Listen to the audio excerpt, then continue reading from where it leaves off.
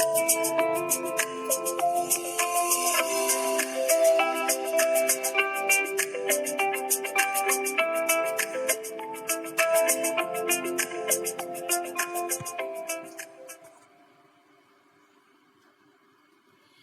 student, in this video we are going to discuss new chapter motion in a plane. In previous chapter you learnt about motion of an object along a straight line, in which we developed the concept of on displacement, distance, speed, velocity, acceleration, which help us to describe the motion of the object. Since we concentrated upon motion along a straight line, the direction of motion could be given by assigning positive or negative sign to the physical quantities. The motion of object towards right of the origin was described by positive sign, and that towards left of the origin was considered negative. However, when the object move in a plane, the motion occur in two dimensions. In such a case, the physical quantities describing the motion change with respect to both x and y coordinate, right? So this can be described with the help of vector. So to study motion of object in two dimensions, it is important to understand about vector. So in this video, we will learn about these following terms: scalar and vectors, position and displacement vector, equality of vector, negative, equal, co-initial, coplanar, collinear unit, and zero vectors, and multiplication of vectors by real number. So let's start this video. Scalar and vector. So you already aware of these two words, scalar and vector. All physical quantities can be divided into two types. One is scalar and other one is vector, right? And the basic difference between these two quantities is the direction. Let's talk about scalar quantity, a physical quantity which has a magnitude but no direction is called scalar quantities. For example, mass, length, temperature, time, density, work, specific heat, etc. Right? These are scalar quantities. These are described only by numerical value along with a unit. They doesn't show any direction. Scalar may be positive or negative. Scalar can be added, subtracted, multiplied or divided according to the rule of ordinary algebra. Addition and subtraction of scalar make sense only for quantities of same nature. However, multiplication and division can be performed with the help of quantities. Right? Let's talk about vector. So vector quantities are those quantities which has both magnitude and direction is called vector, right? Which physical quantity which has both magnitude and direction is called vector. Now, here are some example of vector quantities: velocity, acceleration, displacement, force, momentum, torque. These are vector quantities. Vector cannot be added, subtracted, multiplied or divided according to simple rule of algebra. Right? Vector can be added, subtracted, multiplied according to the rules of vector algebra. Vector cannot be divided by another vector as it is not a valid operation in vector algebra. Vector quantity obeys triangular law of addition or equivalently the parallelogram law of addition. So we will discuss later about these two. Representation of vector. So vector is represented as a bold-face type. For example, velocity vector is represented as v. While writing, it is difficult to reproduce bold-face type. Therefore, a vector can also be represented by v. Okay. So precisely stating, a vector is a direct line segment we represent a vector by a straight line directed from its initial points to its terminal points. An arrowhead is marked over it, right? For example, displacement of a body from O to P. Displacement of a body represented by from O to P. So we can write S vector equal to O P vector, right? The length of vector OP denoted by OP equal to OP, right? Which gives the magnitude of vector, and this term is called modulus of vector. Point O is initial point and it is called tail, right? And point P is terminal point or final point and it is called head of vector, right? Magnitude of a vector is represented as a light phase type. For example, magnitude of velocity vector is represented as V or V modulus of V. Now talk about position and displacement vector. So to describe the motion of an object in a plane, its position with respect to origin can be chosen conventionally. Point P, let point P be the position of object in xy plane at any time t, right? So draw a straight line from point O to P and place an arrowhead at P on the line OP, right? Here the point O of OP is called tail, okay, and point P of OP is called head of a vector. So OP vector is called position vector of the object and it is represented by R, right? Let object move from point P to P dash through path AB, A path, okay? This object is moving from point P to P dash from the path A, P dash in time T dash minus T. Okay. So now position vector of an object at time T dash is given by O, P dash or R dash, and displacement vector is represented by P dash, which is R dash R vector, R dash vector minus R vector, right? Note that the displacement vector is same even if the object move through different courses from point P to P dash, say P, B, P dash or any other infinite number of paths, right? So the position vector of object provides the following information. It gives a straight line distance of the object from the origin. It gives a direction of the object with respect to the origin. Now equality of vector. So two vectors are said to be equal. Okay, there are some definition of vectors. Equality of vectors: two vectors A and B vector are said to be equal if and only if they have same magnitude and the same direction. Okay. So consider two vector OP and vector QS are vector A vector and B vector, right?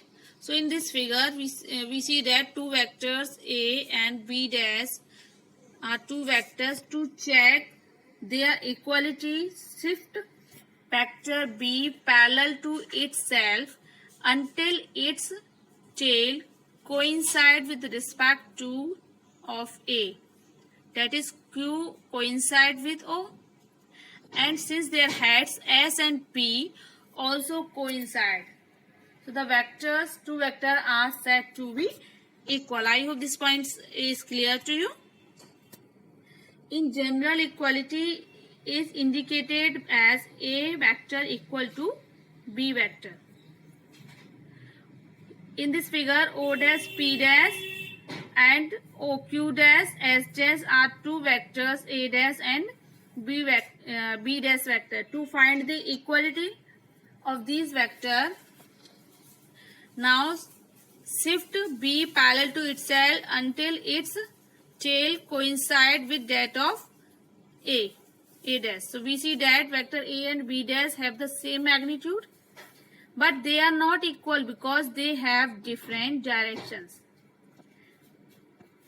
Even if we shift B dash vector parallel to itself so that its tail Q dash coincide with tail O dash of A dash, the tip S dash of B dash does not coincide with tip of A dash, right?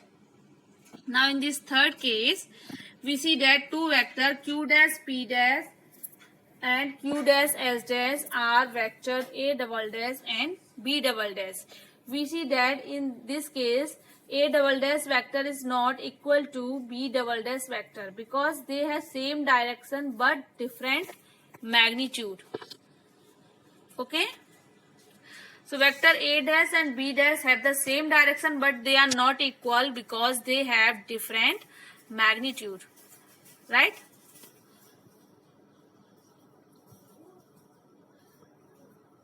Now negative vector. The negative of a vector is defined as another vector having the same magnitude but drawn in opposite direction. For example, negative of vector A is minus a vector. Here OP dash is a vector, and if we change the direction of this OP vector, so O dash and P dash vector is minus A dash vector. It means the negative vector is defined as another vector having same magnitude but it drawn in opposite direction, right?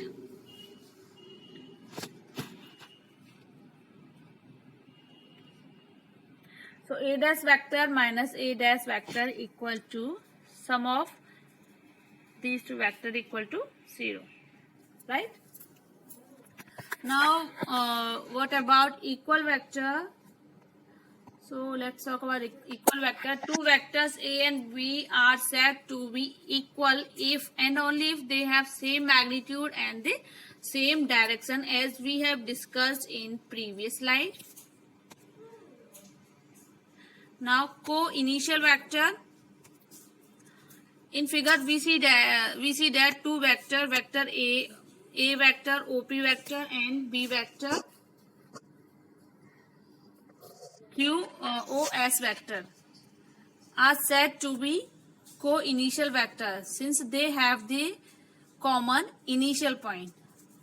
Okay, so we can say two vectors are said to be co-initial if they have a common initial point, right?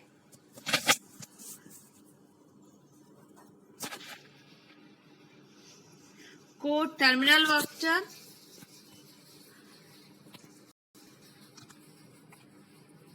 Two vectors are said to be co-terminal if they have the common terminal point. So in this figure we see that O P dash and S O. P O and S O are two vectors A and B. Their initial points are P and S and their terminal points are O. So in this case we see that vector A and vector B both have the common terminal points. Okay, so they are called co-terminal vector, right? Coplanar vector. The vector are said to be coplanar if they lie in the same plane. The vector drawn in these slides are all coplanar vector. Okay? Coplanar vector, two or more vector which lie in parallel plane and act in same plane are said to be coplanar vector. Any two vector can always be coplanar. Three or more vector which cannot be made to lie in the same plane are said to be non-coplanar vector. Right?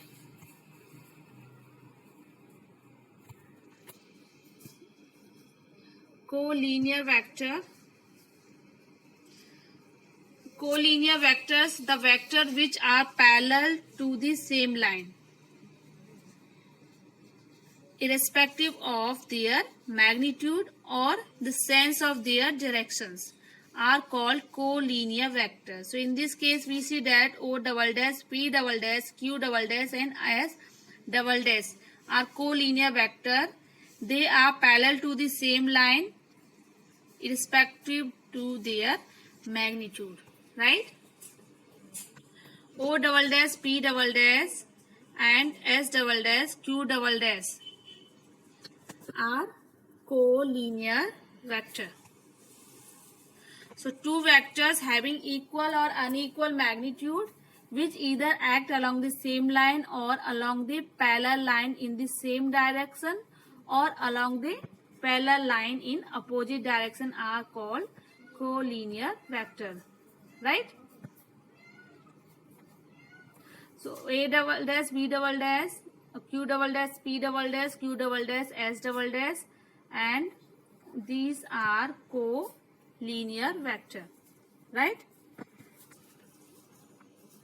Because they have equal or unequal magnitude which either act along the same line or along the parallel lines in the same direction or along the parallel line in opposite direction.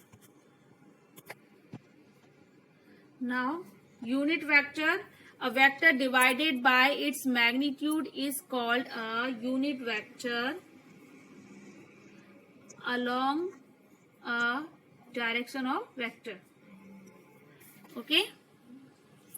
Here A unit vector equal to vector A upon modulus of vector A, or a unit vector is a vector of unit magnitude pointing in a particular direction, right?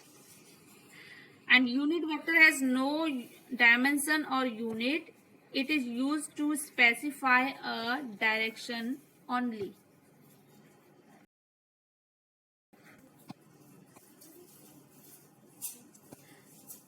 I vector in x direction, j unit vector in j direction, and k cap is in k direction. So unit vector along x, y and z axis of a rectangular coordinate systems are denoted by I cap in x direction, j cap in j direction and k cap in k direction. I, j, k cap respectively. The magnitude of unit vector is 1 and its direction is same as that of a given vector since these are unit vector. So I cap equal to j cap equal to k cap equal to 1. Okay. Now 0 or null vector. 0 or null vector. So when the initial and terminal points of a vector coincide, it's said to be null vector or zero vector, right? A null vector has modulus 0 and can have an arbitrary direction. This means it is a vanishing point vector which is not a scalar. Okay. So for this, consider a position vector in a plane as shown in this figure. Now suppose an object which is at point P at any time t moves to P dash through the path P A P dash, right? and then comes back to P through the path P dash B P. Then what is its displacement?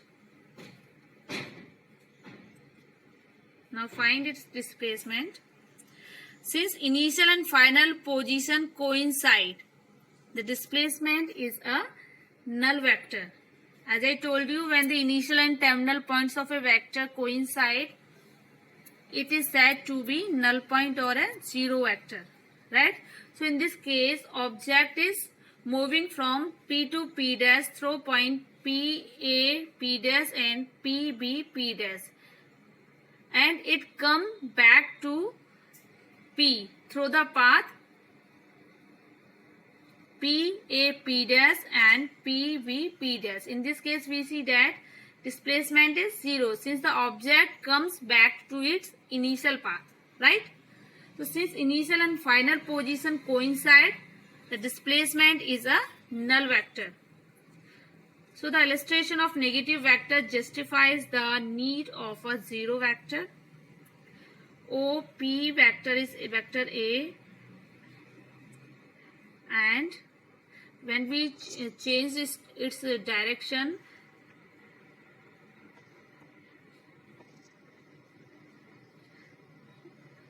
so we can say that illustrations of negative vector justifies the need of zero vector.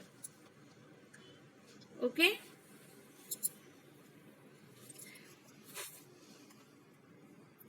So A vector plus zero vector equal to zero vector plus A vector equal to A vector, and lambda zero vector equal to 0 0 into A vector equal to 0. So mod of zero vector equal to 0, right? When a vector is added to a null vector, first case is in first case we see that when vector is added to a null vector, then the resultant is same. A plus 0 equal to 0 plus A equal to A, right?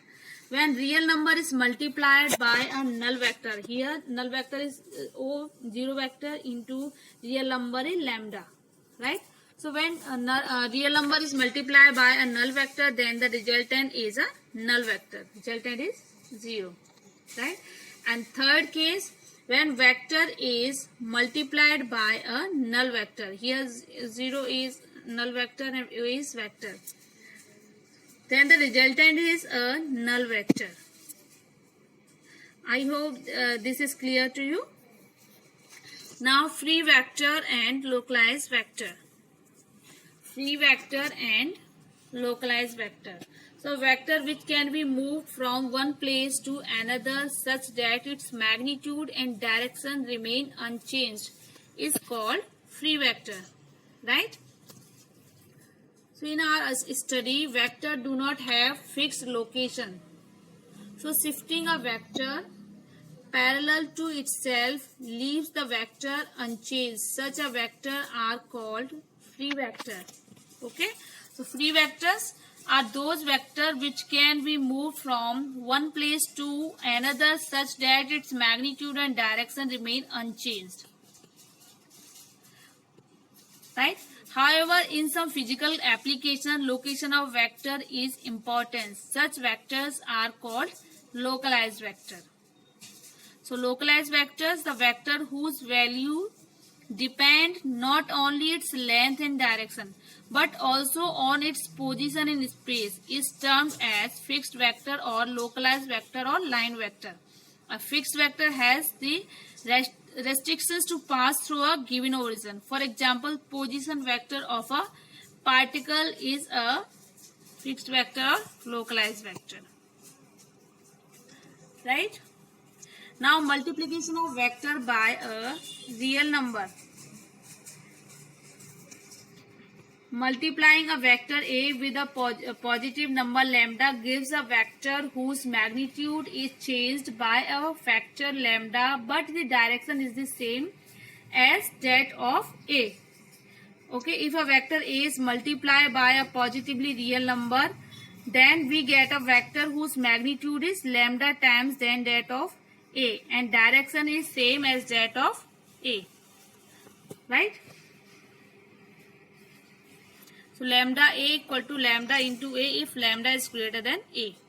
For example, if vector A is multiplied by 2, the resultant vector will be 2 into A, is in the same direction as A and has a magnitude twice of A as shown in this figure. A vector, and when we multiplying A by a real number 2, its direction will be same, but magnitude will be twice of its initial vector. So multiplying a vector A by a negative number lambda gives a vector lambda A whose direction is opposing to the direction of A and whose magnitude is minus lambda times A. So lambda A equal to minus lambda A if lambda is less than 0. So multiplying a given vector A by a negative numbers, say minus 1 and minus 1.5, gives a vector as shown in this figure. A vector and minus A vector, and multiplication is minus 1.5 into A. Right? So it was something about vectors and their definitions.